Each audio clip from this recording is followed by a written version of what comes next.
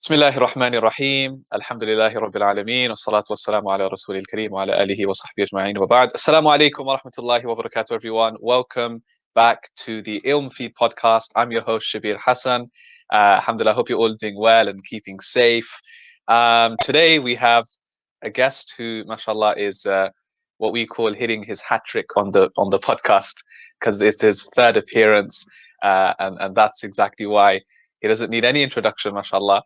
It's our very own Ustadh Asim Khan joining us this time virtually. Assalamu alaikum rahmatullah, Sheikh. Wa alaikum assalam wa rahmatullah. And do I get extra bonus for 3-time hat trick? You get the hat trick bonus points, mashallah. But how are you doing, Sheikh? You okay? Yeah, I'm very well, and I really appreciate being given this opportunity to sit with you again, and inshallah have a interesting and thoughtful conversation. Inshallah. Thank you for taking your time out. I guess a couple of things that are different from the last, the first 2 times, I guess, that you joined us. I guess the first thing is you were with us. We were together physically in the same space in the studio. Now, obviously, because of events over the past year or so, we have to connect remotely, virtually, in other words. And the second difference is that in terms of what we're going to be discussing, usually we kind of talk about the Quran a lot, right?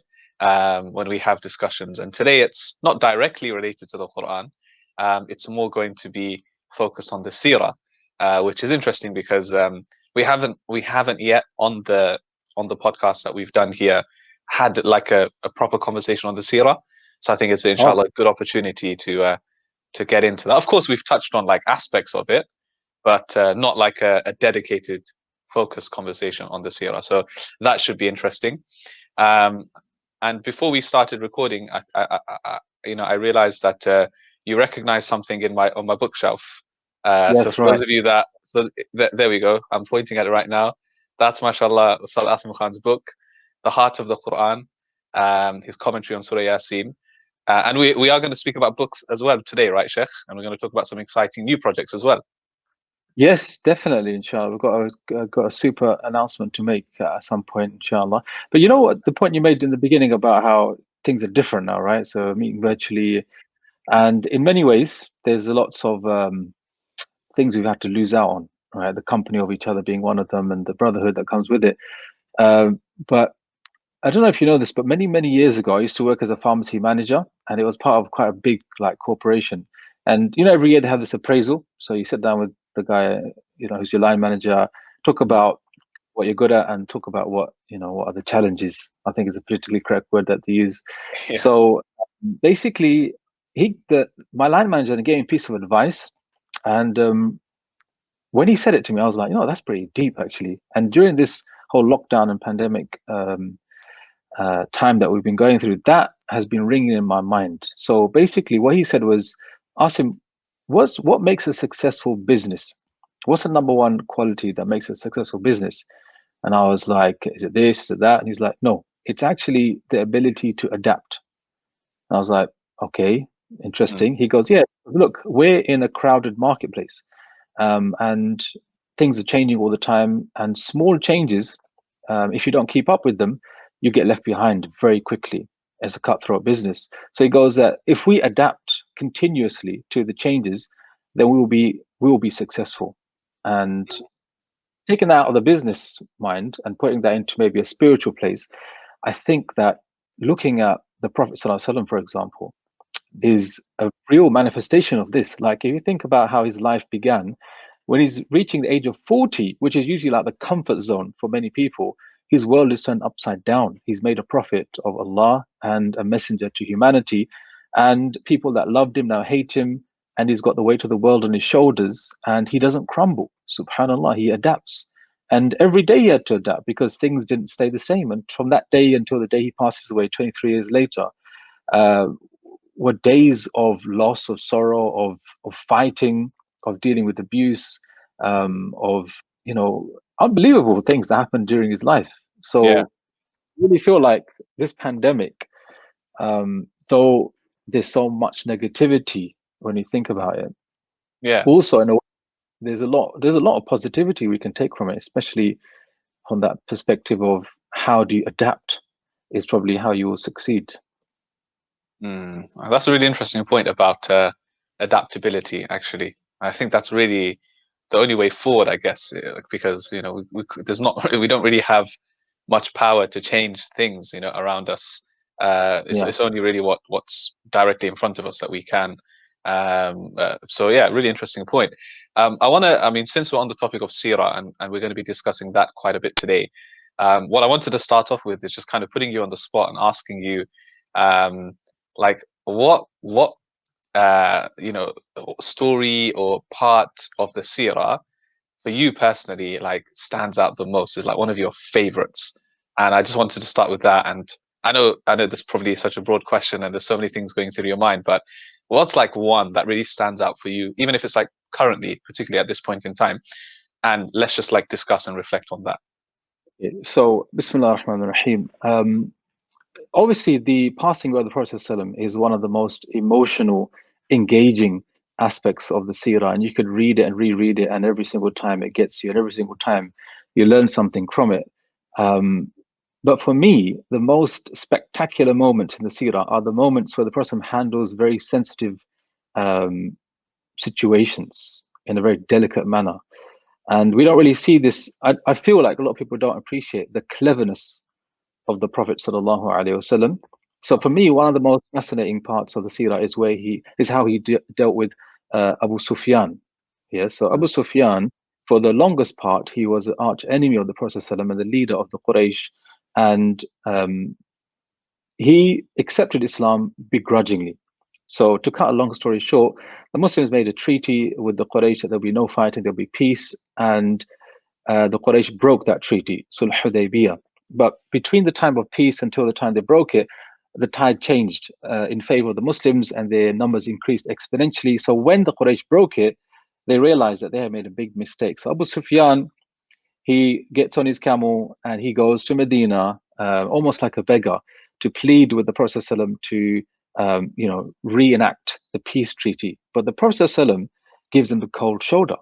And not only that, Abu Bakr gives him the cold shoulder, and Umar al-Khattab definitely gives him the cold shoulder, and even his daughter gave him the cold shoulder, right? So then he goes back and he's like, we're in a world of trouble now. Everyone's turned me down. What do we do?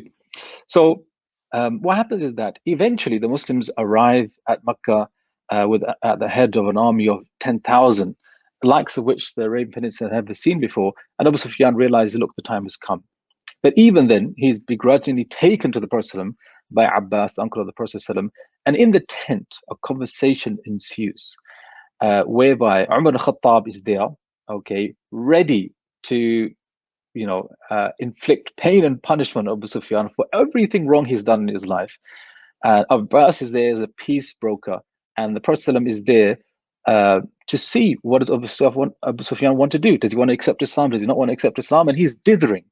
Okay, so what happens is that an argument breaks out, and it's very volatile. And the person, what he says is, "Come back to me tomorrow."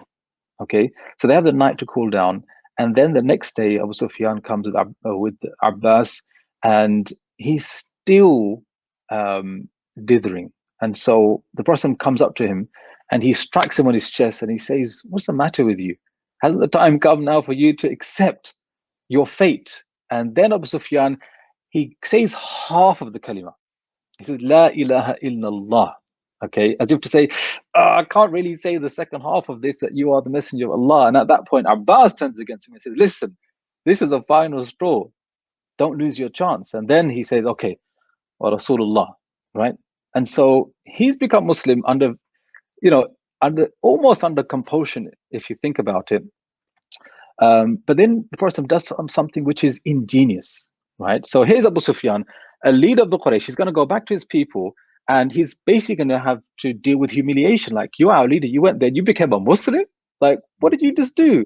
So the person recognizing that Abu Sufyan is a man who enjoys prestige and leadership, he factors that into his advice and says, listen, okay, you're going to go back to your people, but when you go back to them, you can tell them that whoever goes to your house and stands outside your house will be safe. They'll be under your protection. You'll be given the honor of people being able to seek shelter in your home and in your company. And so Abu Sufyan, he goes away, but with still an element of leadership given to him by the Prophet ﷺ, except that now it's under the banner of Islam. mm, And like small things like that really get to me, because it shows how the Prophet ﷺ, he has so many qualities: wisdom and knowledge, and the ability to read the room, the ability to judge people based on their life experiences, and then to manifest that in a behavior and in a piece of advice, etc., etc. So for me, that's one of those parts that I really say, I'm like, wow, like subhanallah. And there's lots of details I missed out as well, but it's just like yeah. unbelievable. That's amazing. Yeah, Yeah, that is actually an amazing part when you think about it. For me, yeah, I was actually had a class the other day that I was teaching, and like the part that you're mentioning is more like towards the end of the seerah, right? So the yeah, one that stands out for me is, and I think maybe it's because I was just reading it again the other day, is actually more towards the beginning. In fact, you could argue it was whilst everything was like happening in Makkah, whilst the Muslims were really, small in number, it's the journey of this one particular man, this one particular companion, Salman al-Farisi, radiallahu oh anh. yes, And just, like just reading his story, like he went from one part of the land to another part of the land, seeking the truth, his quest for knowledge. And then after all that, like years and years go by, and now he's been enslaved, right? And he went from like one religion to another religion, especially, and he had to leave his own family behind, the sacrifice that he made. And then he ends up in, what has been described to him by one of the priests, if you want to call it. You go to this land, there's going to be lots of yeah, date palm trees there, and so on. It's between volcanic rocks, and he's describing Medina, right? But at that yep, time, he didn't know. And subhanallah, it's just like after all that sacrifice he made, he was so close, but then he gets enslaved. But Allah still takes him to that land, right? The land of the Arabs, and and then it's just amazing how the story, his story, and then meanwhile the Muslims migrating to Medina and arriving, and him hearing the news that, oh, there's this messenger that's arrived right in this land, and he gets taken to Medina. Then he finally meets the Prophet ﷺ and then confirms his that's right. identity. For me, it's like every time I read that story, it gives me goosebumps because Yeah, like it took him years to find the truth, and he was really like sincere. And as like a student of knowledge, I can relate to that a lot, because I think for me, it's like, look how much sacrifice he made just to seek knowledge. Essentially, that's what he was trying to do, right? He was trying to find the yeah, truth. And he went from one part of the world to another part of the world under so much difficulty. And then today, we have you can go online and study courses. You can walk outside and you've got masajid, right? yeah, And we just take it for granted. Like, yeah, it's easy. And even then we complain, oh, it's bad Wi-Fi connection. I'm feeling bored now. It's not yeah, entertaining yeah. enough. No, You know it's what I true. mean? But Yeah.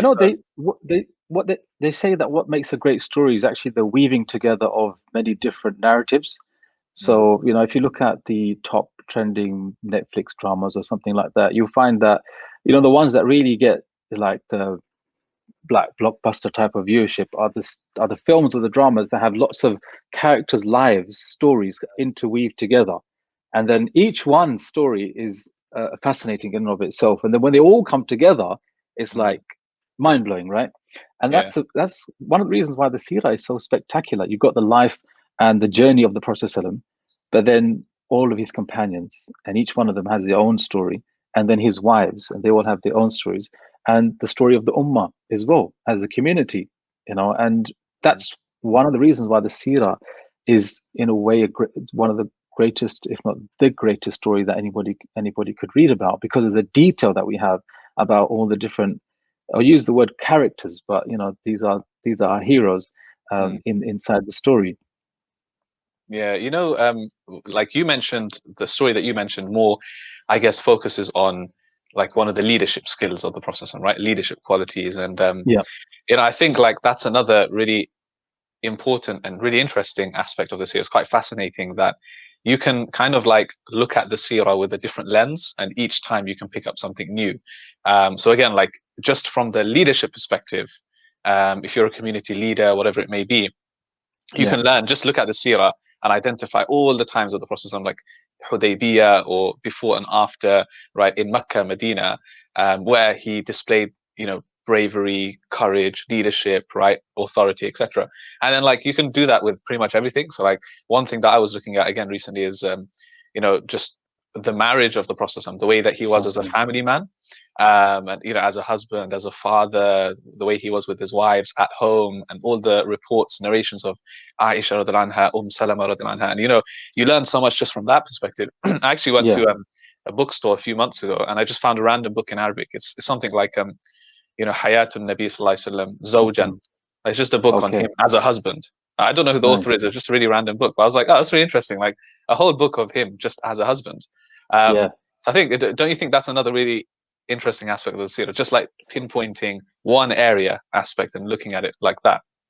100%. I mean, the Prophet ﷺ, he's first and foremost the messenger of Allah. So he's got this capacity of being the spiritual leader of humanity.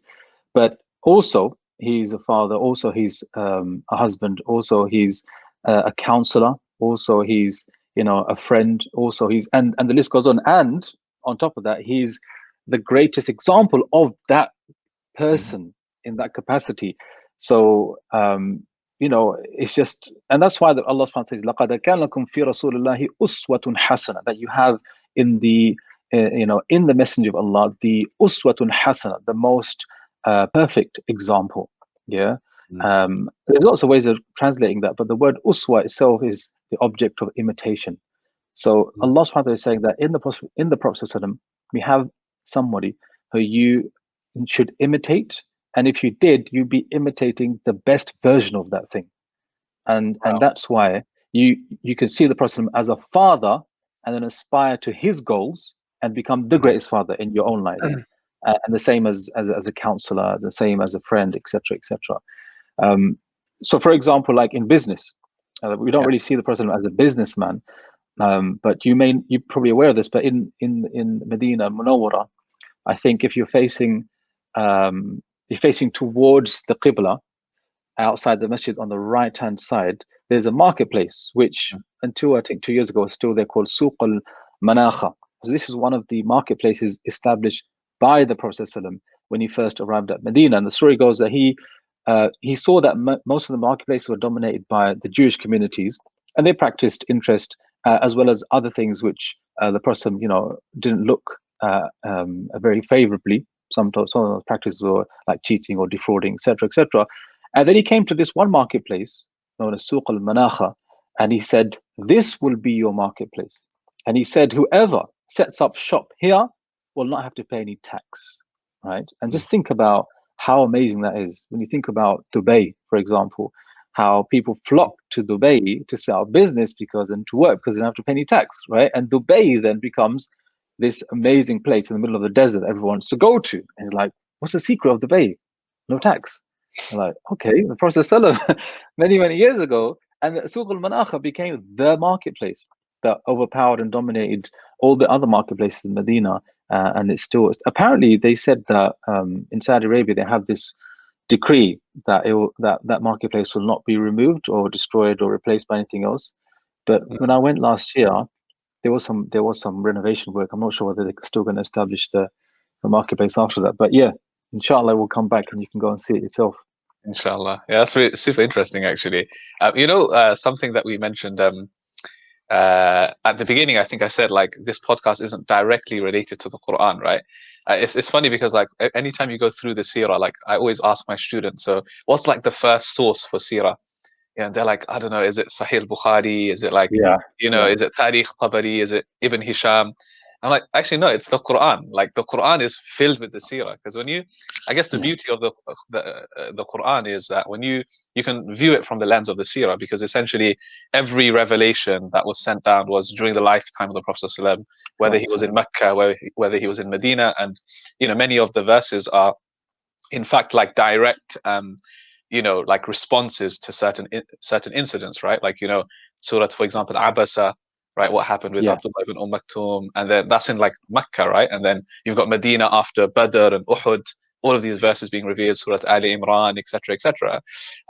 Again, that's pretty amazing, right? Like when you look at the Quran that way, from the seerah point of view, you can actually pick up a lot. So in fact, we would say that the first source of seerah, like pretty everything, is you start from the Quran and then you go to all the Yeah, hadiths and I reports. mean, the Quran. By the way, a lot of people are unaware of this point that you just made, that one of the primary sources of Seerah is the Quran. But not only does the Quran um, have a superiority over the other sources because it's the word of Allah, because of the accuracy and the precision and the preservation, but also because the Quran can give you a perspective that nobody else can. The reason being is because Allah subhanahu wa ta'ala can see into the minds and the hearts of the people that were going through those tribulations and then relate them to us. So Mm. right now, what you're thinking and what I'm thinking is unknown to anyone. So no one could sit here and write about our podcast and communicate the thoughts that were in our mind. But when you open the Quran, you find, for example, Surah Al-Ahzab, the battle of the trench where the Muslims were besieged, and Allah says, وَبَلَغَتِ الْقُلُوبُ الْحَنَاجِرِ, that your hearts leapt into your throats. That is the level of fear that you are feeling. And you started to have weird thoughts. Allah says, وَتَظُنُّونَ بِاللَّهِ, that you had thoughts about Allah which were not really befitting. You're like, I could never have known that, except that Allah told me.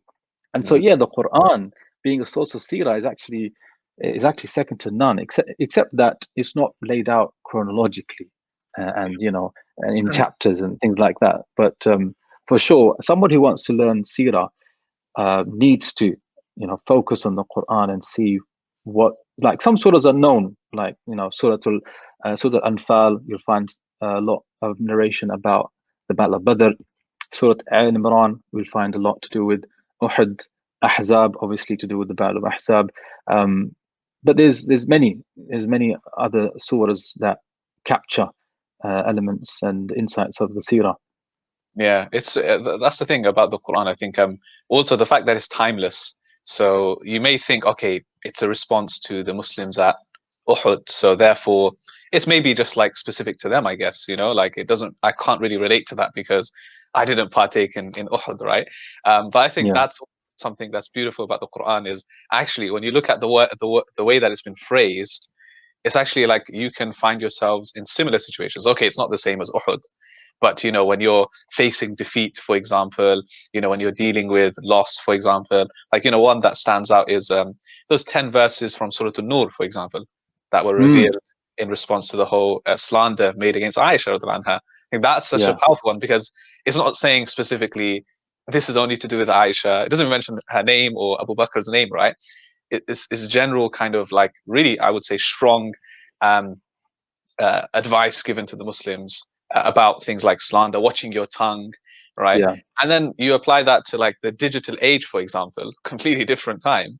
But actually, it's like you can learn the same thing where Allah is saying things like, why didn't you, وَتَحْسَبُونَهُ هَيِّنًا, you thought it was such an insignificant thing. yeah, وَهُوَ عِنْدَ اللَّهِ عَظِيمٌ. It's actually a yeah, really severe, great thing that you've done. Do you yeah, apply that to today and you're like, okay, I should be careful before I type, before I send this yeah. message, before I slander. So don't you think that's another amazing aspect of it? No, 100%. And this reading the seerah from that lens of learning life lessons is a very powerful approach to take, especially um, when you're reading about the life of the person who came to teach you how to live your life, who came to teach you how to deal with your own personal dilemmas.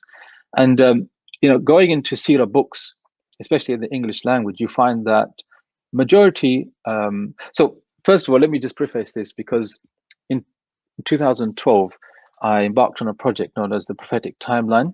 And the idea was to basically create a resource website and thereafter an app, which in essence was an interactive seerah of the Prophet ﷺ, where you can click things and open up and all this kind of crazy stuff, basically.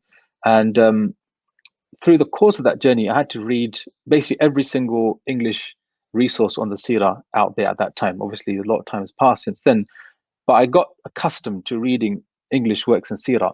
One of the things I quickly realized is that most Seerah books do not talk about the lessons that you learn from what happened. It's just about what happened. And you're like, okay, that's amazing, but what do I take from that on a personal level? But then there are other books that do go into what lessons you learn. But then I found that those books are like encyclopedic. There's so much to read. It's intimidating. It's like 3 volume book, 2 volume book. And unless you're like someone who's got an appetite for reading, you're probably going to get a bit lost, or not even bother. So I think there needs to be a little bit of a revision as to, okay, why are we reading the Seerah? Why are we studying the Seerah? What is the whole objective behind it? Like, what do I want to take away from it? Because um, otherwise, it would just be a story that we grow up learning and nothing more than that, which would be a terrible loss. Yeah, yeah, that's the thing. I think you're right in terms of like resources. I think that's a huge one. So there's two things here. The first thing I think is what you mentioned about lessons, which is a huge aspect of Sirah. Like you said, it can just become like bedtime stories. Oh, it's amazing that the story of the elephant or whatever it might be, right? Oh wow, elephants Yeah, came, they were destroyed, and then that's kind of it. And we're just like, yeah, that happened once upon a time, but you never actually think about, okay, but what's the significance behind that event? And it's interesting, actually. I think it was yourself, Sheikh, actually, that you tweeted recently about Amul Huzn, the year of oh yeah, sorrow, and kind of like yeah, comparing it to like the year that we've been through, right?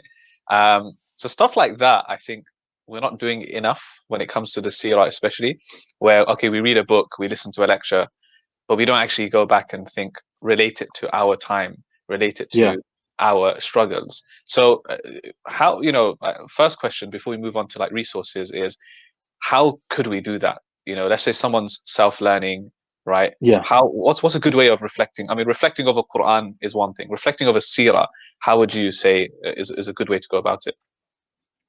I think it's all about mindset. So if you read the Seerah, even whether it's a very detailed one or whether it's a simple one, read it with the mindset of uh, this is designed to teach me something, and it's going to teach me something which is a beneficial and something which is going to empower me. And when you now read whatever you're going to read that chapter, you'll automatically start to not, I wouldn't say read into it things, but you can see actually there's something that I could take away from that that could relate to my life. It's just because you're reading it from a different perspective.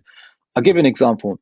So we all know the story where the revelation began. The Prophet is in that cave, Hira. He's by himself. It's at nighttime. He senses the presence of another person. He doesn't know who it is. It turns out to be Jibreel alayhi salam.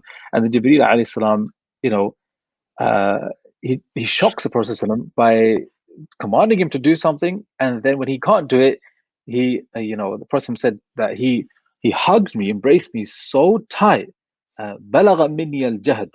I reached the end of my endurance, which means I was going to pass out basically. And whenever I think of that, I always think about, on Eid day when you have the uncle that hugs you too tight, and you're like, I'm not 10 years old anymore, uncle, but Yeah. let it slide. So then I think to myself, okay, so that happened once, and then Jibreel said, "Iqra, read again." And the person, "Man, I'm not of those that can read." Again, he holds him, and who is Jibreel alayhi salam? Like Mm, seriously, ذو قوة متين. Allah says about him that he has immense power. He's the one who, with the tip of his wing, destroyed the nation of Lut. Like, who are we talking about here? So he grabs him again, releases him again, and a third time, and you think to yourself, why? Why put the person through pain? Why do that to him? Why, send him into a shock? Because when he left the cave, his heart was pounding, and he went to his wife, cover me, cover. We all know. But let's pause. Think about this. Okay, maybe that the Prophet ﷺ was being put through a little bit of pain and difficulty to give him an insight into what the future is going to be like. From now on in, things are going to be difficult. They are not going to be easy. Maybe the Prophet was also being shown that, look, if you want to thrive, you need to toughen up. If you mm, want to be someone great, you got to know how to deal with hardship. And you're like, okay, so now let me look at myself. Maybe as a father, I've got children. Shouldn't I be teaching them to be a bit more robust, to be a bit more, thick-skinned, to be a bit more, averse to difficulty and hardship, as opposed to, making life easy for them, soft and mm, cozy, and because that has its problems. Okay, so now you're learning from the Prophet ﷺ how to be a better father when you're mm, just reading about how you receive revelation. So you see, and the yeah. thing is, there's no right and wrong here. As long as what Mm, you read is accurate and you understood it according to the plain sense of the meaning, subhanAllah, there's so much you can take away from it. And who am I to yeah. say, no, that's wrong? Who are you to say, no, that's wrong? No, that's not a correct reflection. As long as you're not going around and telling people, oh, this is what we learn, it's a personal thing, alhamdulillah. And now exactly. reading the seerah, it just takes on another level. You're like, Mm, actually, hang on a minute. What do we learn from this now? What do we learn from that now? And mm. subhanallah, ajib, how much you can take now. Yeah, exactly. That's the thing. I think it's that personal aspect, your personal reflections. I think that's something that you relate to more than others. It might be, for example, something like forgiveness, for example, like Prophet ﷺ, he goes to Ta'if. We Yeah, all know that incident. What happened? He yeah, went to Ta'if, and the way that he came out, he was like humiliated, he was sad, he was covered with blood, but he didn't take revenge on those people. But in fact, like you fast forward almost like a decade later, he's marching with the Muslims, large in number, after the conquest of Mecca, going towards that same land, right? yeah, yeah, And subhanAllah, we know what happens after that. Or even if it's like, in Medina, you have villains in the story, right? If you want to call them villains, like Ibn Salul, Abdullah bin Ubay ibn Salul, like, the leader of the hypocrites. yeah, And everything that he puts across, like the slander of Aisha that we mentioned, he was like the guy that started it all off. But when he yeah, passes away, the Prophet actually shows him respect and wants to actually he wants to even pray for him, and seek his forgiveness, even though verses were revealed after that. But all of that, I think, from a personal level, you could turn around and say, well, actually, like I've been holding on to this one thing against like a family member for quite some time. And when I yeah, think about the seerah, that's actually really petty. And I could just forego that and just forgive and just build a relationship with them again. Um, yeah. and, and that's your personal reflection. You see what I mean? So, Yeah, no, you yeah. see, what you just did there is because you've read the entirety of the seerah, you can connect the dots Mm, and you can compare. Like, the person in the beginning, he he didn't take revenge over the people of Taif, but then a few years later, he's waging a military campaign against the people of Taif. It's like, how do we reconcile that? Yeah. So the thing is, a lot of us, we may know glimpses of the seerah, but we haven't read the whole seerah, and that's where we're not doing ourselves justice. yeah. Because when you got the whole picture, and okay, now you're in a better place to analyze the life of the Prophet ﷺ and to take guidance in a more holistic way. So, Mm, for example, like during the Battle of Badr, the Prophet ﷺ, he chose to not to execute the prisoners of war, but to ransom them, right? And so we find that there's a verse in the Quran where Allah subhanahu wa ta'ala said that wasn't right. You shouldn't have done that. And you're like, the Prophet, rahmatul alameen, he's the mercy to mankind. And Allah is saying, no, you shouldn't have ransomed them. You should have keep going from option one. And by the way, option one was the option of Umar bin Khattab, yeah. by the way. Yes, not that of Abu Bakr. So you're like, that's interesting. But then later on, Fatul Makkah. Okay, the Prophet is coming to Makkah. All the people that tortured his followers, tried to assassinate him, kicked him out of his land. Allah subhanahu wa ta'ala wants him to forgive them, and he forgives them. And he says, I'll say to you what my brother Yusuf said to his brothers, La tathriba alaykum al-yawm. There will be no blame on you today. And you're thinking, okay, so how do we square this up? So in the beginning it was, no, kill them. And in the end it's like, no, forgive them. It's because it's not actually about what you're going to gain out of the circumstance. It's what Islam stands to gain. So at Badr, if you ransom them, Muslims are in a position of weakness. People will perceive Islam to be weak, incapable of enacting justice. Mm, Now at the Fath al-Makkah, conquest of Makkah, Muslims are strong. Everyone knows they're a superpower. Now, if they forgive, that adds to their power and their prestige. So mm. Islam stands to gain from your act of forgiveness there. But those kind of dots, you can't connect them unless you read the whole seerah. Yeah, And I think exactly. that's what people need to do. Yeah, definitely. Yeah. So reading the whole series, I think that's really important. I guess the coming back to what we're talking about resources, right?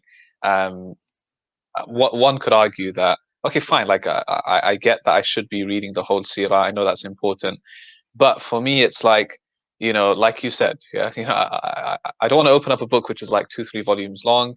I Yeah, can't read it, so I can't access the classical text. Okay, whatever's available in English, it's like either it's written in like really old English or even the more modern ones. I don't know, like I can't relate to it. yeah, So is I mean, what do we answer to that? Like, do we just say, okay, just study under a sheikh or something like that? Just study under a teacher. They might say, I don't have time. Let me just do it in my own time. I listen to like a podcast on this year. I read some books. So what's the solution to this? I mean, it's a tough question. I remember in the beginning reading Seerah, I started off with the sealed nectar. I don't know about you, Yeah, and I was told like this is the book for Seerah, so you need to read it. yeah, So I started reading it. I was like, the first couple of chapters are about the lineage of the Arabs and about how they mm, would marry women and divorce them. mm, I was thinking, it's not about the Prophet ﷺ. yeah, And because people are saying this is the book, you need to read this book. I was like, okay, I'll plod along until I get to, the interesting stuff, basically, the stuff that I really want to know about the Prophet ﷺ. And alhamdulillah, I stayed motivated to get to that stage. But I thought to yeah, myself, looking back, like, seriously? yeah, Why was I learning about the lineage of the Arabs for? Why was mm, I learning about, how the Jahili Arabs would marry women and all the rest of it? yeah, On an academic level, yeah, it's interesting, but on a just regular Muslim want to connect with the Prophet some level, it's an obstacle. That's actually putting me off. And mm, so I thought, okay, maybe it's too academic book. So let me go to something shorter. Let me go to something more concise. So I've got a book here. I'm going to read from you. I'm not going to tell you obviously who the author is, but it's in total, this Seerah book is just 100 pages long, so it's one of the shorter ones. And like most Seerah books in English, they're usually translations of Arabic books or translations of Urdu works or other languages. So let's read, inshallah, yeah, something. So it also says, know that when the poisonous germs of polytheism crept in the system of the world and society became like a sick body, Allah through His mercy sent a reformer and a compassionate surgeon. Surgeon, you heard that, yeah? This person commenced treatment of every single organ, vein, and fiber for 53 years continuously during the diseased organs.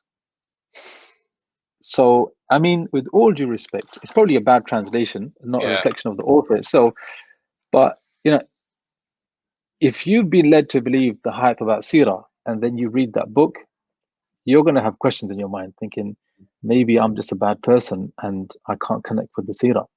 But in reality, it's poor resources. Okay. Now, here's the real kicker.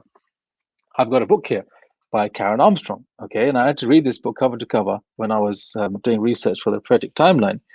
And, she's a non Muslim. And obviously, in terms of accuracy, in terms of um, referring back to the classical Islamic sources, there's going to be some questions, right? mm, But when you read it, you're like, this is much more interesting. mm, Okay, so let's read a little bit of what she says. Okay, so this is around about the passing of the Prophet. She says, when he returned to Medina after the farewell pilgrimage, Muhammad began to experience incapacitating headaches. Aisha remembered that one day she was lying in her apartment with a headache herself. Oh, my head, she moaned when Muhammad came in. Nay, Aisha, he replied, it is oh, my head. But at this stage, he was still able to tease her gently. How would Aisha like to die before he did? It would give him the chance to take her into his arms at the graveside and give her a lovely funeral. Aisha replied with her usual asperity, after the funeral, he would go straight off to sleep with one of his other wives. Nay, Aisha, Muhammad said as he left the apartment, it is oh, my head. mm, So you're thinking, so I should read Seerah from a non-Muslim? yeah, Oh, I can't do that. I don't know whether it's accurate or not. So herein lies the problem, that we need to fill the void. Basically, we've got the resources. I mean, we've got the sources of Sirah clearly laid out for us, Ibn Ishaq, Ibn Hisham, and even recent works. But we need to write a version of the Sirah that's easy to read, engaging, and basically highlight some of those key critical lessons that really impact a person and make them feel like I'm connected to the Prophet sallallahu alaihi wasallam. awesome. Yeah, no, that's. I'm glad you actually read like some real life examples. It's much better than just saying like, yeah, this is what's available out there.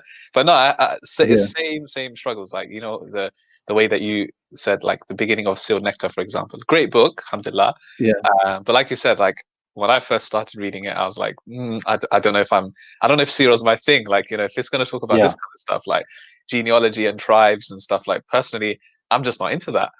And then, like when I'm teaching Seerah now, like one thing I try and do, because I haven't found like one book that does it all.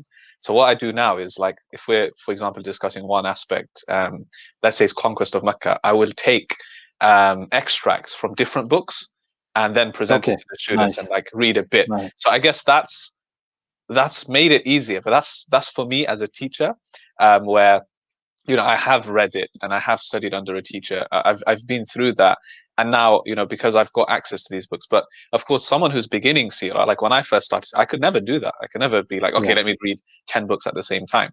So I guess that brings us on to a project that you yourself, mashallah, are involved with, in terms of simplifying the Sirah, which I think is overdue. To be completely honest with you, like it's something that Yeah. we need to be done. So tell us a bit about what the project is called, what it's about, what the vision is, inshallah. Because I've got a feeling that a lot of our viewers and listeners would interest them for sure. Okay. So the project is called the Simple Seerah, and as the title suggests, it's an ambition, which you've already begun, to write a version of the Seerah which is easy to read, engaging, factually accurate, but also highlighting some of those key salient type of life lessons. Mm. In particular, we're going to write it with the younger audience in mind. So this idea actually didn't come from me. It came from my friend and colleague Torres Mia. You know Torres, right? So this was Yeah. actually his idea. When he pitched it to me, I was like, "Are you sure there's not a book out there already like that?" And he's like, "I don't think so." I was like, "Hang on a minute, you're right. There isn't actually anything on that Mm. level." Now the thing is, you're thinking, yeah, it's a small market, young Muslims. All right, fair enough. So the young Muslims read the Sirah and they're like, "I love the Prophet because of this book." That's amazing. But I realized that if you write a book that younger people like to read, everyone's going to read it. Non-Muslims are going to read it. The older generation are going to read it because it's just, people, unfortunately, the reading habits, let's just say Mm. like that, have changed dramatically.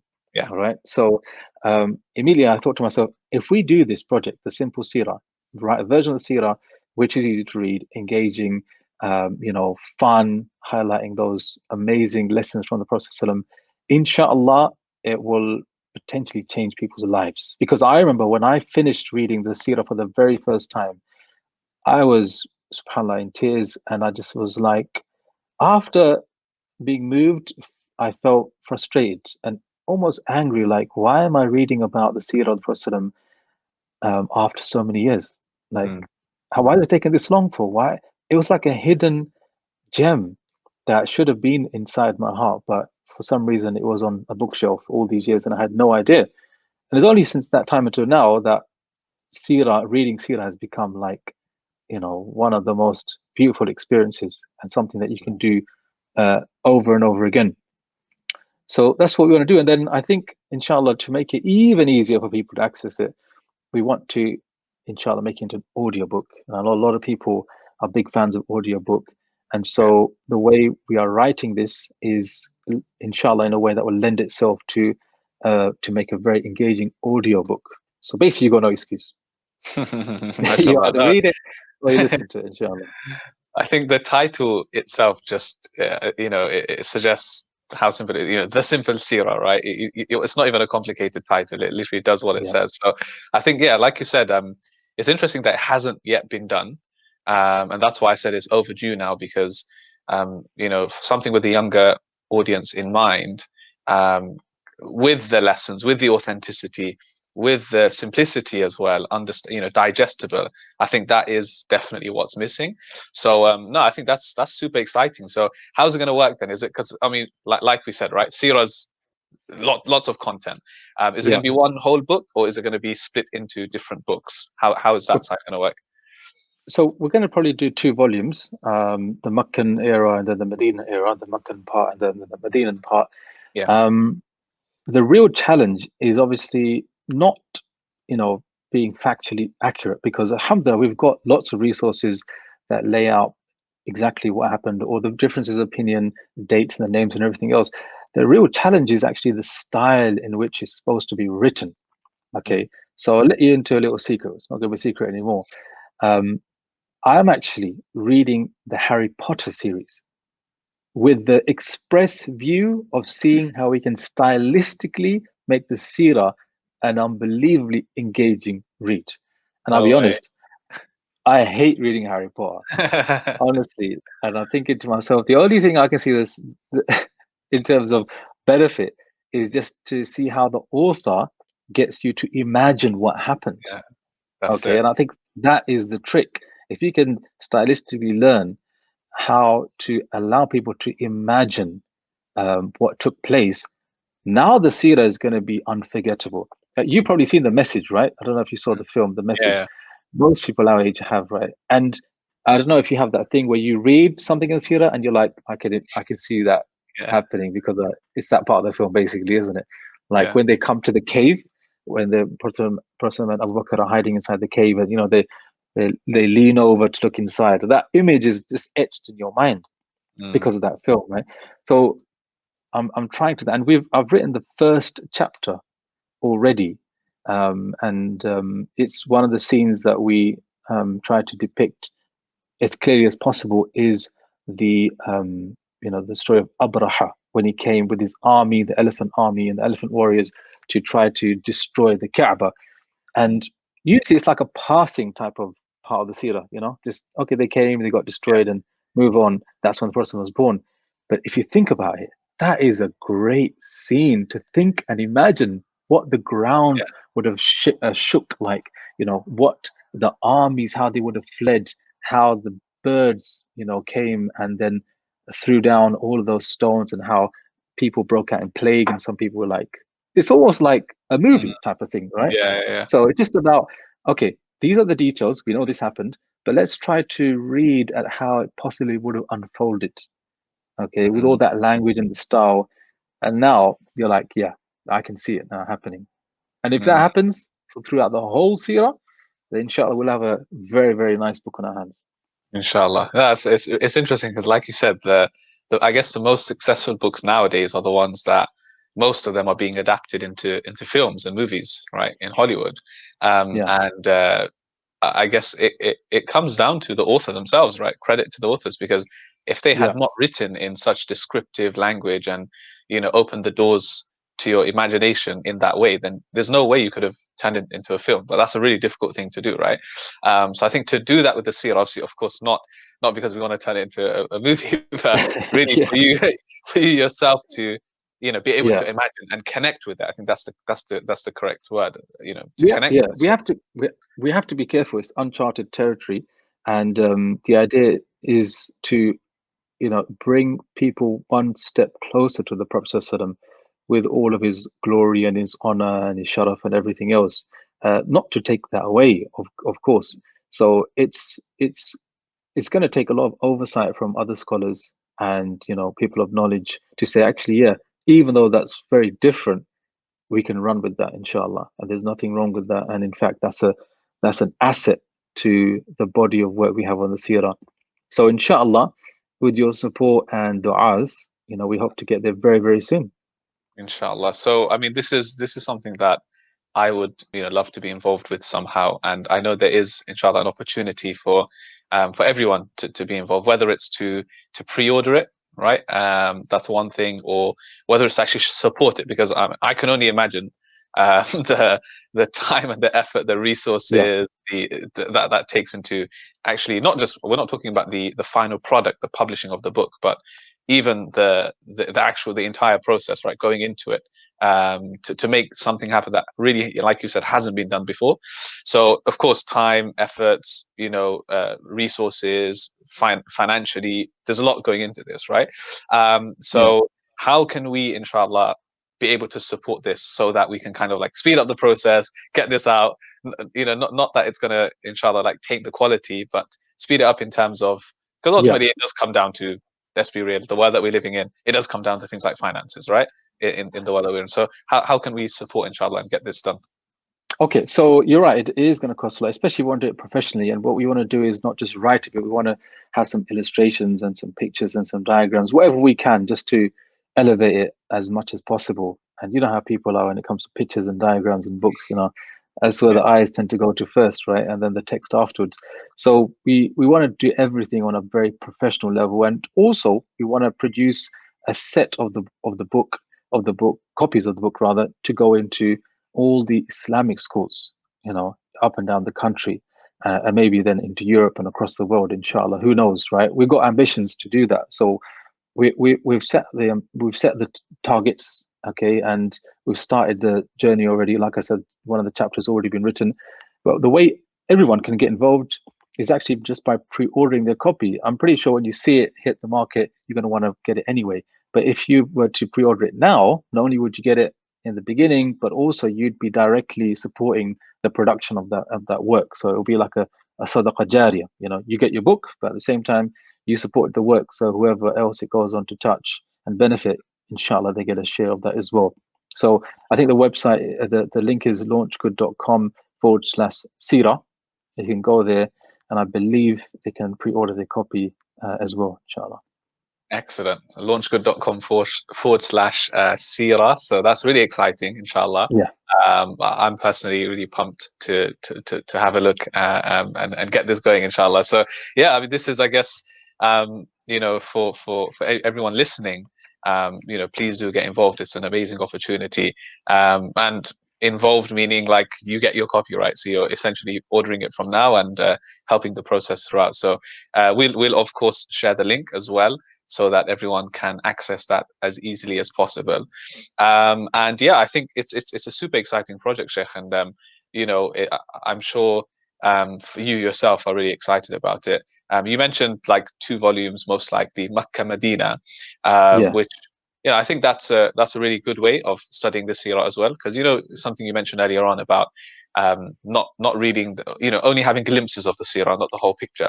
And I think when you look at it from like the Meccan era versus the Medinan era, and then you kind of compare and contrast like what the situation of the Muslims was, even in terms of like the expectations of them, the rulings, for example, like you don't really see much salah, zakat, fasting in Mecca, but fast forward to Medina, it's like 5 daily prayers, Jumu'ah, you got zakat now, you've got siyam now, you've got this and that. There's all these like things have changed. What has changed, I guess, is the development of the community, even in terms of establishing themselves in their own faith and iman.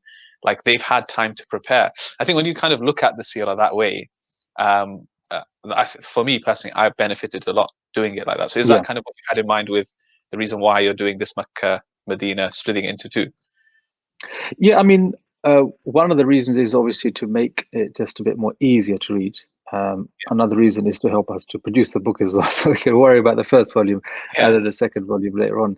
But also because of the stark contrast between the themes and the circumstances the Muslims face in Mecca versus the Medina. Now, obviously, classically, a lot of Seerah books were named Ghazawat, which means the military expeditions, and the focus was on the wars, right, and the battles, and the great fights and everything else that happened. And for most of us guys, that is the most exciting part of the Seerah to read. But the Meccan part then becomes overshadowed. We're like, okay, let me move on to the Battle of Badr, because that's like the real, part of the Seerah. In reality, no, in the Meccan era, there are so many things to learn. The Prophet ﷺ, in this part of his life, he suffered a lot, to deal with a lot of loss, abuse, hatred, jealousy, amongst many other things. And if you think about your own life, those are some of the struggles that you face as a human being on a daily basis as well. So here's the thing: when you learn about the Prophet ﷺ, the immediate impact is it increases you in your love for him, and then the effect of loving him more is that you want to learn about him more. Okay, so you fall into this amazing upward cycle of learning and loving and learning, etc., etc. And so the Meccan era, it does create that love in a special way, because think about it, like when does a colleague become a friend? I was thinking about this the other day. When does a colleague, like somebody say, "Oh, do you know that brother?" Yeah, I know him. "Oh, he's your friend." Yeah, and he's like a colleague. Yeah. Yeah, you ever said that, right? So it's like, when does a colleague become a friend? Well, it's probably when you get to learn about him, about where he comes from, what he does, his personality, what makes him laugh, what makes him sad. And then when you get an insight into those aspects of this person, then they most probably will cross the line and become a friend, right? Yeah. So my point here is that we love the Prophet ﷺ, but when you learn about what made him laugh or what made him cry, and uh, what loss he experienced in his life, and the achievements that he had, that immediate impact is that your love for him will increase. And that's probably one of the most powerful reasons to read the Seerah of the Prophet ﷺ. It really does connect you with him and give you that kind of, he's my prophet. And then when he becomes your prophet, you're down with his cause, okay? Because that's what his mission was. It was a cause. And I think for a lot of Muslims, we're Muslim and we see ourselves as the follower of the Prophet ﷺ, as followers of the Prophet, but we don't see ourselves as being part of his cause. It was like he had his mission, his cause, and we're Muslims, but that connection isn't immediately there. We're not really down for the struggles of the Prophet ﷺ, even though those struggles are still here with us today. So Yeah. the Seerah does kind of wipe away that misconception. Yeah, that's interesting way of looking at it. But no, I think one thing I would say is, of course, we're really excited for the simple Seerah, and inshallah, we're praying for it, inshallah. As that's one thing we can do is make dua that Allah 100%. grants barakah and grants you all Ameen. success in this endeavor, inshallah, and blesses it. Ameen. But my personal advice would be like, okay, we're waiting for this amazing work, but in the meantime, that doesn't mean that we stop, right? Still, whatever we have at our disposal, and there's we can't say there's not a lot out there still, right? There's still lots of literature, lots of lectures online, etc. But still, whatever you can, get something, right? And then I mean, you're 100% right. I mean, we're not, this is not going to be the one and only type of work on the Seerah. It can't be. I mean, it shouldn't be. It will never be. But the fact is that we need to get people heading in that direction of connecting with the Seerah of the process, and especially the younger generation. Like, it's embarrassing. Like, they could name all the characters in Harry Potter. Even though I'm reading it, I still can't remember the characters, and they won't be able to run the names of 10 companions of the process. Like, where are we going? That's an embarrassing type of situation we're finding ourselves in. yeah. So my advice is, look, when it comes to reading the Seerah, have a beginner, intermediate, and advanced level plan, basically. And you can start off with something which is a very short work, like I recommend the Dr. Jonathan Brown's very small, I don't know if you've seen it, concise version of the Seerah. I think it's by Oxford Press, I'm not sure. I don't actually know that. Yeah, it's got very small, very nice, and you read that, and immediately you've got a very well written, though not detailed, glimpse into the whole of the Seerah. Okay, and then you can move on to like a 1 volume work. There's so many out there to choose from, and then you can move on to like the 2 volume and 3 volume ones. And with that kind of plan, you can ease your way into becoming a solid type of student of the Seerah. Definitely. I think that's a good action plan to end with, mashallah. But yeah, thank you so much, Sheikh. Well, yeah, To be honest, I've really enjoyed just sitting here and just reflecting over some parts of the seerah. Like, I just love doing that, and inshallah, alhamdulillah. Yeah. the more that we can read into it and learn, because as you know, it's one of those things that you have to keep reading, and there's so much detail, so many lessons there. So yeah, may Allah bless you. Thank you. Likewise, I'm missing the company of people like yourselves. We can't meet each other, but soon, inshallah. inshallah. I Yeah, had the vaccine, so obviously you can hear me crisp and reception is good. So that's one of the benefits. That's a good sign then. That's a good sign. Alhamdulillah. But yeah, thank you, Sheikh. And once again, a reminder, the link is launchgood.com/Seerah. So please do support the project. From myself, Shabbir, from Ustadh Asim Khan, that's all we have time for. But inshallah, we'll see you again very, very soon. Take care of yourselves, and we'll see you next time. Assalamu alaikum wa rahmatullahi wa barakatuh. Wa alaikum assalam wa rahmatullahi wa barakatuh. Jazakumullah khairan.